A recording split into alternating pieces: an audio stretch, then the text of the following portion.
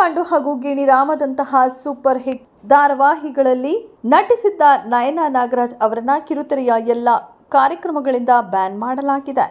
ಗಿಣಿರಾಮ ಧಾರಾವಾಹಿಯಲ್ಲಿ ಮುಖ್ಯ ಪಾತ್ರದಲ್ಲಿ ಕಾಣಿಸಿಕೊಂಡಿದ್ದ ನಯನಾ ನಾಗರಾಜ್ ಅವರನ್ನ ಕಳೆದ ವರ್ಷ ಧಾರಾವಾಹಿಗಳಿಂದ ಬ್ಯಾನ್ ಮಾಡಲಾಗಿದೆಯಂತೆ. ಈ ವಿಚಾರವನ್ನ ಸ್ವತಃ ನಯನಾ ನಾಗರಾಜ್ ಇತ್ತೀಚೆಗೆ ಖಾಸಗಿ ಮಾಧ್ಯಮಕ್ಕೆ ನೀಡಿದ ಸಂದರ್ಶನವೊಂದರಲ್ಲಿ ಹೇಳಿಕೊಂಡಿದ್ದಾರೆ. ತಾವು ನಟಿಸುತ್ತಿದ್ದ ಧಾರಾವಾಹಿ ತಂಡದಲ್ಲಿ ವ್ಯಕ್ತಿಯೊಬ್ಬನಿಂದ ಮಾನಸಿಕ ಹಿಂಸೆಯಾಗುತ್ತಿದ್ದು, ಆತನ ಕಮೆಂಟ್ಗೆ ಎದುರೇಟು ಕೊಟ್ಟಿದ್ದಕ್ಕೆ ಆತ 1 ವರ್ಷ ನನ್ನ ಬದುಕನ್ನ ನರಕ ಮಾಡಿದ. ಹೀಗಾಗಿ ಆತನ ಮೇಲೆ ವಾಹಿನಿಗೆ ದೂರು ನೀಡಿದೆ. ಇದರಿಂದ ಹಿಂಸೆ ಇನ್ನಷ್ಟು ಜಾಸ್ತಿ ಆಯಿತು. ಬಳಿಕ ಧಾರಾವಾಹಿ ಬಿಡುವ ನಿರ್ಧಾರ ಮಾಡಿದೆ. ಕೊನೆಗೆ ಧಾರಾವಾಹಿ ಕತೆ ಅಂತ್ಯಗೊಳಿಸಲಾಯಿತು.